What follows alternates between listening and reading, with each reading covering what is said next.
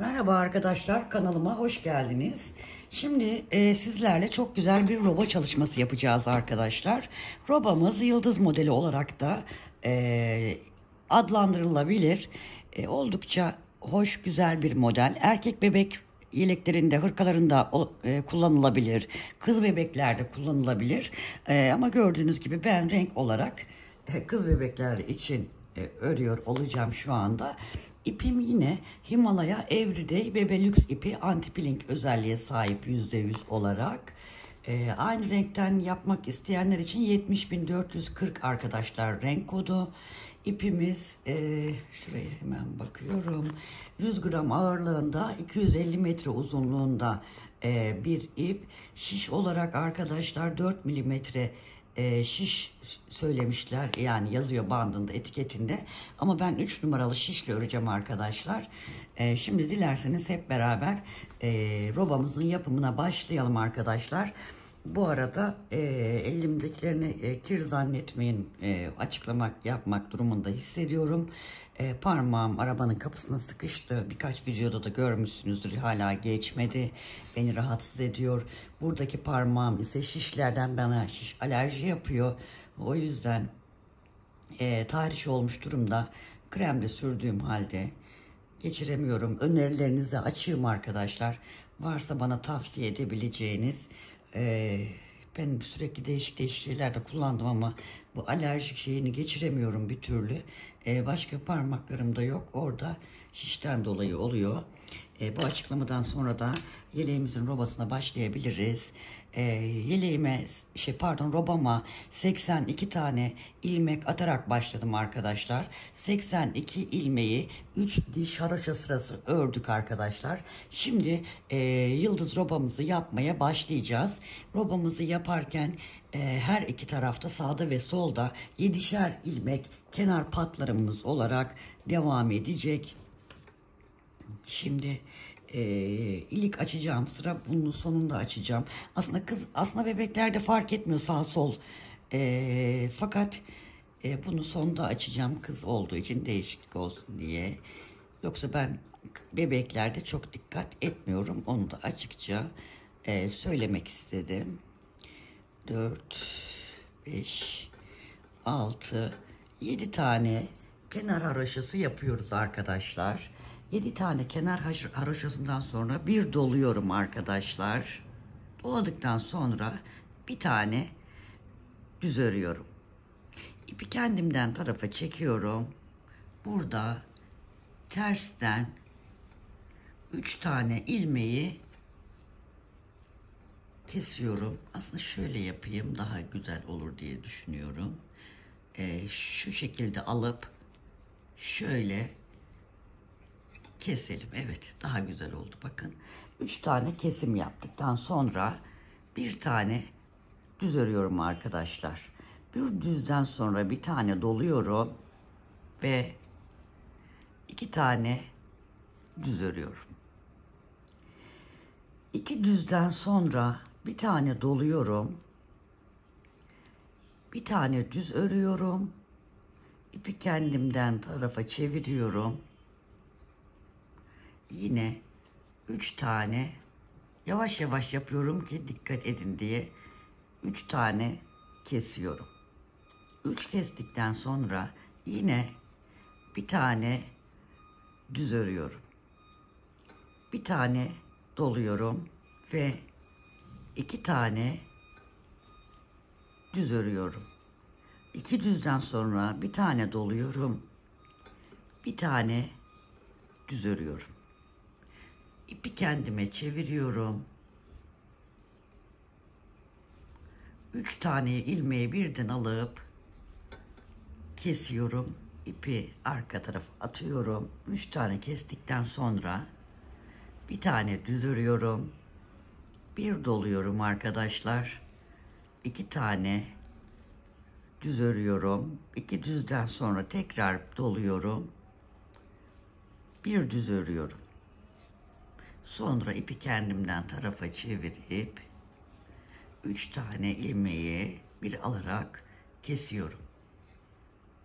Tekrar devam ediyorum. Bir düz, bir dola, 2 tane düz, 2 düzden sonra bir doluyorum, bir düz örüyorum, ipi kendimden taraf alıyorum, 3 tane kesiyorum. Sıra sonuna kadar böyle yapıyorum arkadaşlar, ama ben size yavaş yavaş örerek göstereceğim, kafanız karışmasın diye. 3 kestikten sonra yine bir tane düz örüyorum, doluyorum, 2 düz örüyorum, doluyorum, bir düz örüyorum, ipi kendimden tarafa alıyorum, 3 tane kesiyorum. 3 kestikten sonra bir düz örüyorum, bir doluyorum, 2 tane düz örüyorum, bir tane doladım, bir tane düz örüyorum, yine 3 tane kestim arkadaşlar. 3 kestikten sonra bir düz örüyorum, bir tane doluyorum, 2 tane düz örüyorum, doluyorum, bir düz örüyorum, ipi kendime alıp yine 3 tane kesim yapıyorum. 3 kesimden sonra yine bir düz, bir dola, 2 düz, bir dola, bir düz ve ipi kendimden tarafa alıyorum. 3 tane, 3 ilmeği, yani 3 tane derken 3 ilmeği birden alıp kesiyorum ve yine bir tane düz örüyorum, bir tane doluyorum, 2 tane düz örüyorum, bir doluyorum, bir düz örüyorum, bir doluyorum, bir düz örüyorum, 2 4 6 7, 3 tane kesiyorum. 3 kestikten sonra 2 4 6 7, acaba bir tane ilmek eksik mi yaptık arkadaşlar? Bir dakika, hemen bekletiyorum. Sayım doğru da arkadaşlar, şurada şu son 3 kesten sonra fazladan artırma yapmışım, bir düz örüp. Şimdi en son ne yaptık? 3 kestik, bir düz ördük, artırdık, 2 düz ördük, bir artırdık arkadaşlar. Bir düz örüyoruz, ipi kendimizden tarafa alıyoruz, 3 kesim yapıyoruz, bir düz örüyoruz, bir doluyoruz, 2 4 6 7 tane kenar ilmeğimizi örüyoruz. Pardon, burada ilik açalım, unutmayalım.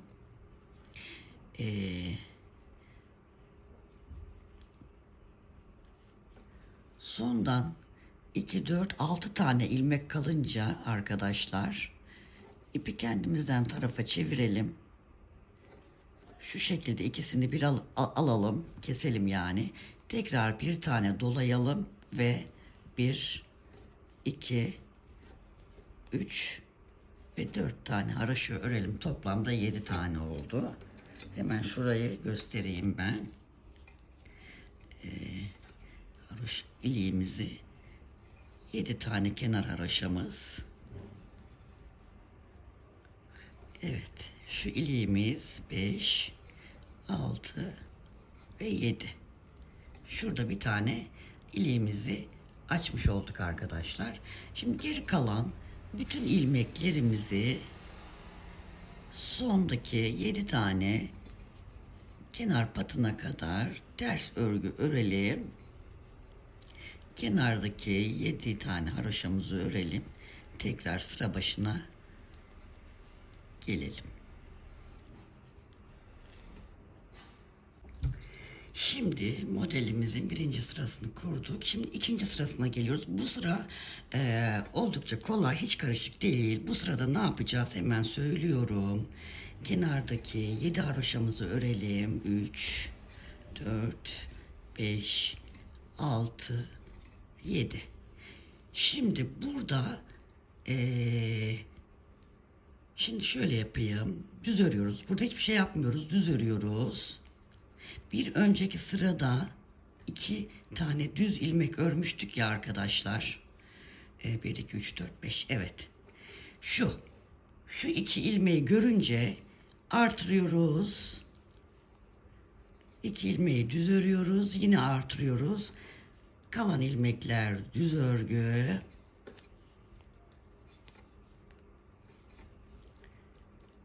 Evet.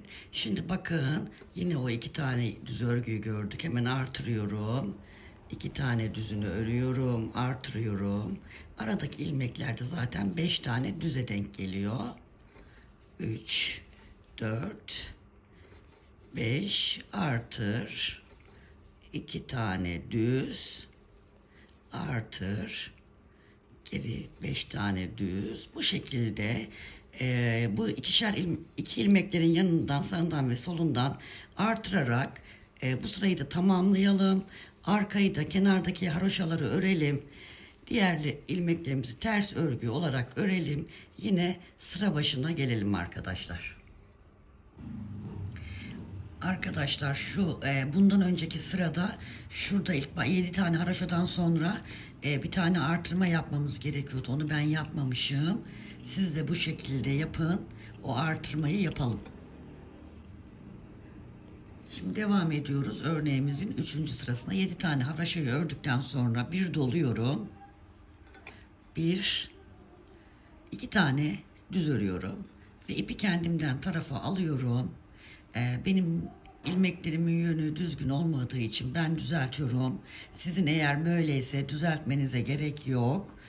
Arkadan üstten atınca bu şekilde oluyor. Ben alttan attığım için farklı oluyor. Şimdi bu 3 tane ilmeği yine kesiyorum arkadaşlar ve 2 tane düz örüyorum ve doluyorum. Bakın bu 2 tane düzler hep devam edecek ve onun her iki yanından her sırada artırma yapacağız. Yine bir doladık arkadaşlar. 2 tane düz örüyoruz. İpi kendimizden tarafa alıyoruz. Şu ilmeklerimi düzeltiyorum ben. Şu 3 ilmeği birden örüp tek ilmeği düşürüyoruz. 2 tane düz örüyoruz. 2 düzden sonra artırıyorum. Bu 2 tane düzüm hep devam edecek ve onun dediğim gibi her iki kenarından artırma yapacağız. 2 düz ördük, artırma yaptık. 2 düz örüyoruz. İpi kendimizden tarafa çeviriyoruz.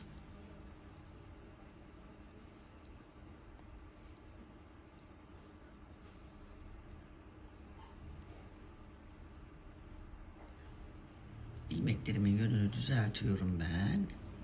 Yine 3 ilmeği bir alarak kesiyorum.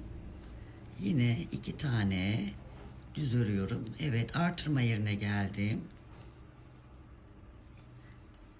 2 düz ördüm. Yine artırdım. 2 düz ördüm. 3 ilmek kesiyorum. Zaten bu 3 ilmeğin yeri belli. İlk kestiğimiz yer.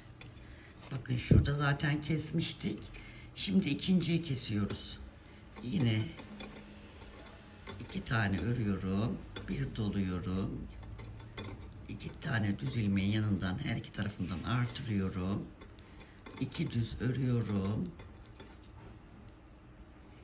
2 düzden sonra ipi kendime çeviriyorum. 3 tane ilmeği kesiyorum.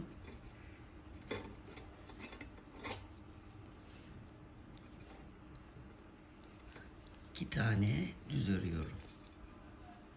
Bakın şu şekilde. Şimdi bir dahaki bu sırayı böyle tamamlayalım. Arkayı ters örelim.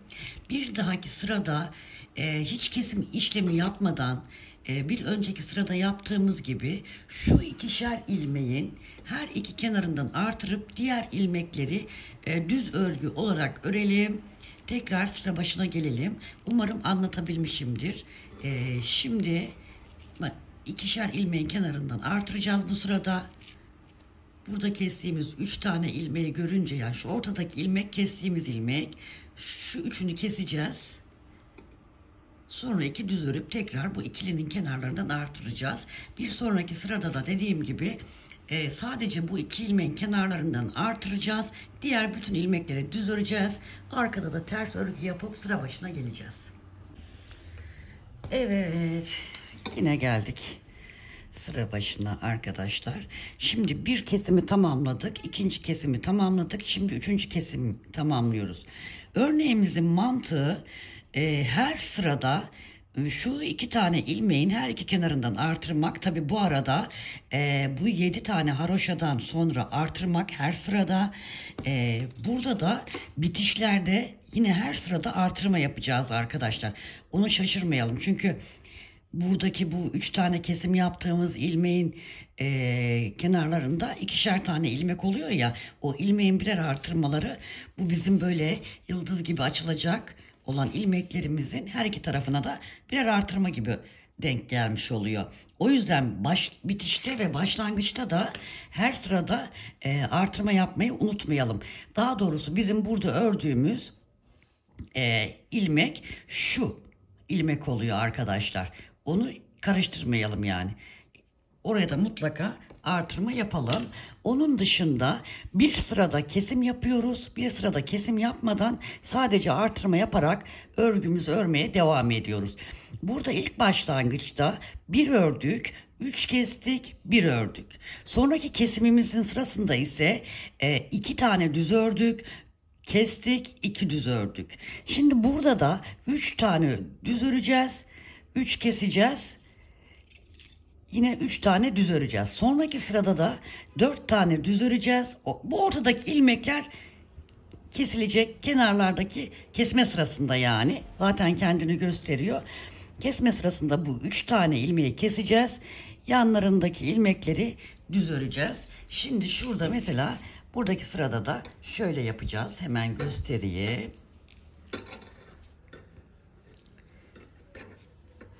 Yine 7 tane haroşamızı ördük. Artırıyorum. 1, 2, 3 tane düz örüyorum.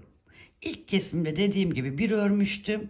Burada 2 ördüm. Şimdi 3 tane örüyorum düz ve şu ilmeklerimizin yönünü değiştiriyorum. Sizin dediğim gibi bu şekildeyse sizin ilmekleriniz yönünü düzeltmeye gerek yok.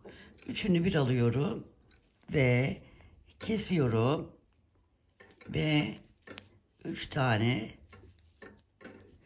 düz örüyorum ve gördüğünüz gibi 2 tane ilmeği gördüm. Her iki kenarından bu 2 ilmeğin artırıyorum. Bir tane daha göstereyim. Artırdıktan sonra arkadaşlar 1, 2, 3 tane düz örüyorum. İpi kendimden tarafa alıyorum. 3 ilmeği kesiyorum.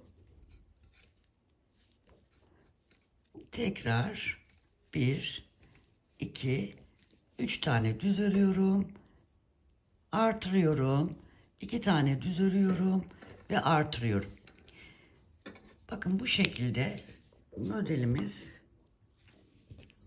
kendini göstermeye başladı arkadaşlar.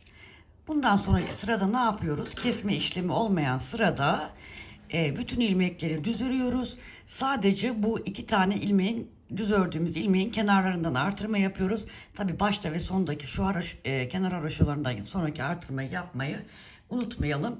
Bu şekilde buradaki kesmeler, bakın ne yaptık? 1, 2, 3.'yü yapıyoruz. 6 tane olana kadar aynı işlemi tekrar edelim arkadaşlar. Sonra birlikte devam edeceğiz.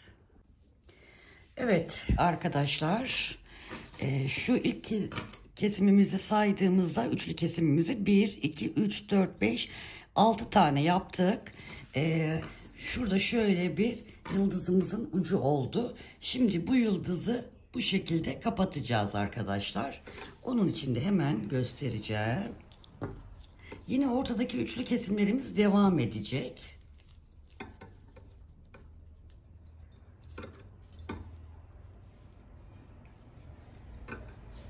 Kenar haroşamızı örüyoruz.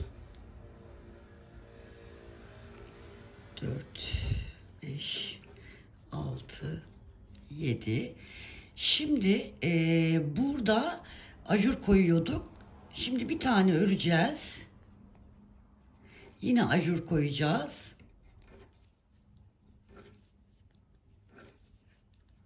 Şimdi bu düzleri ajurları kaydırarak şimdi göstereceğim, anlayacaksınız. Ajurdan sonra 1, 2, 3, 4, 5, 6 tane ördüm. İpi kendimden tarafa çevirdim. Ben ilmeklerimin yönünü düzelttim. 3 tane ilmeği bir örerek kestim. 1, 2, 3, 4, 5, 6 tane düz ördüm. Şimdi ne yapıyorduk? Bu 2 tane düz örgünün yanlarından artırma yapıyorduk. Artık oradan artırma yapmayacağız. Bu ajurun hep önünden artırma yapacağız. Burada da sonundan artırma yapacağız. Yani burada 2 tane olan ilmeğimiz bu sırada 4'e çıkacak. 3, 4. Yine artırıyorum. 1, 2, 3, 4, 5, 6. İpi kendimden tarafa çeviriyorum. Yine bu ortadaki 3 ilmeği kesiyorum. 1, 2, 3, 4, 5, 6 tane düz örüyorum. Bakın yine oraya geldim. Şimdi bu 2 ilmeği 4'e çıkartacağım. Artırıyorum. 1, 2, 3, 4 tane düz örüyorum. Artırıyorum.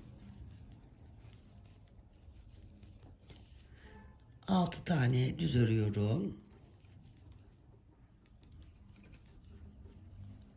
Yine ortadaki 3 tane ilmeği birlikte örerek kesiyorum. 1, 2, 3, 4, 5, 6 tane düz örüyorum. Artırıyorum. 2 ilmeğimi 4'te çıkmış oluyor. 3 ve 4. Şu şekilde arkadaşlar. Bu ortadaki kesme işlemim devam ediyor.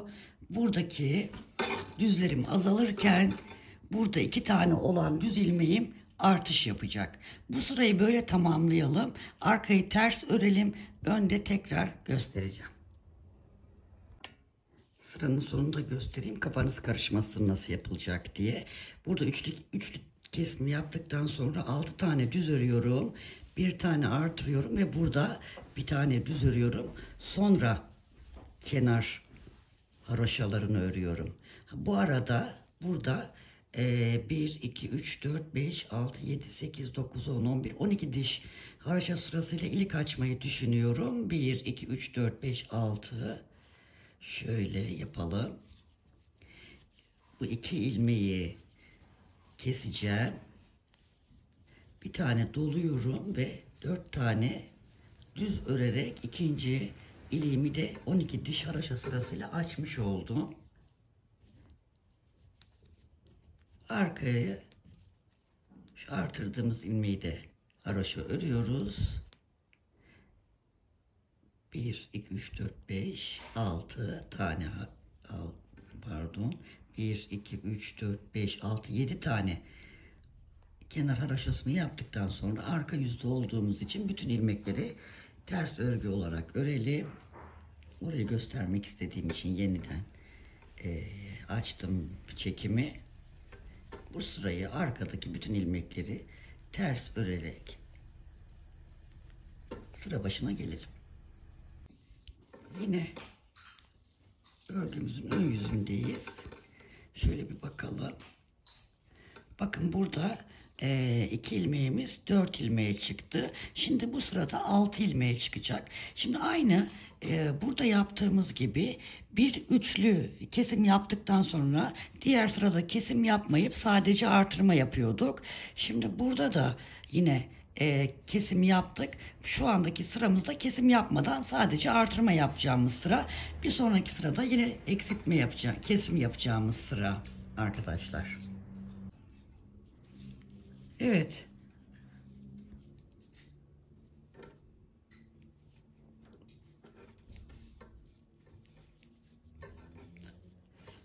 Yedi tane haroşamızı örüyoruz.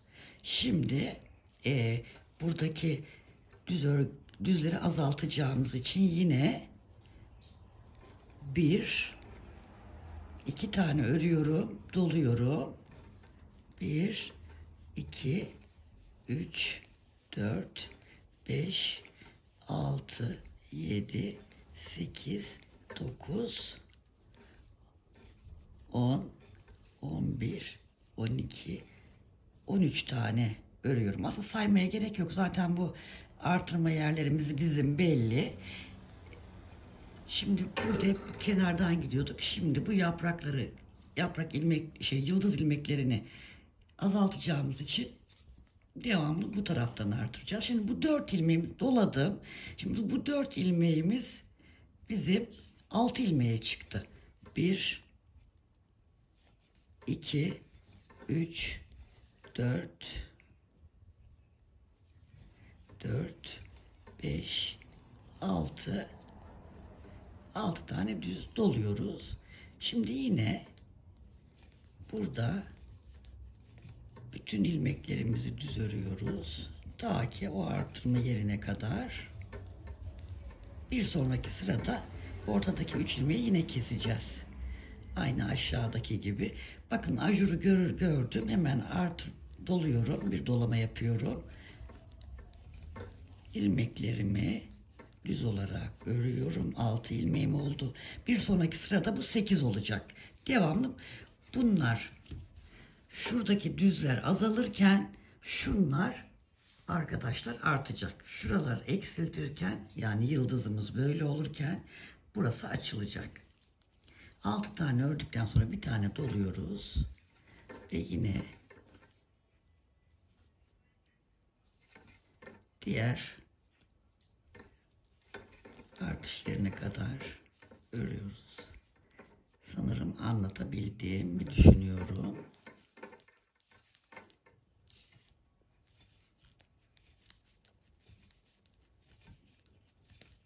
Evet, bakın yine artırma yerine geldik. Gözüktü. Hemen bir doluyoruz. 1, 2, saymaya da gerek yok aslında. Zaten gözüküyor. Burada 6, bir dahakinde 8 olacak. Evet, bakın şimdi bunu gördüm. Artırdım. Ve düz örüyorum. Bir sonraki sırada ortada, buradan yine kenarlardan 8 olurken ortadaki 3 ilmeği de keseceğim. Şimdi bu şekilde şurada gördüğümüz bu yıldızımızı açtık. Yıldızımız kapanacak. Tamamen bitene kadar örgümüzü örmeye devam edelim. Evet arkadaşlar, robamızı tamamladık. Gördüğünüz gibi çok güzel oldu yıldız robamız. Harika bir çalışma yaptık. Bundan sonra bir dahaki videoda da beden kısmını gösteririm. Oraya güzel bir örnek ayarlayayım. Sonra onu yine birlikte yaparız arkadaşlar. Sizlerden ricam emeğe saygı açısından kanalıma abone olursanız ve yorum ve beğeni yaparsanız beni çok mutlu etmiş olursunuz.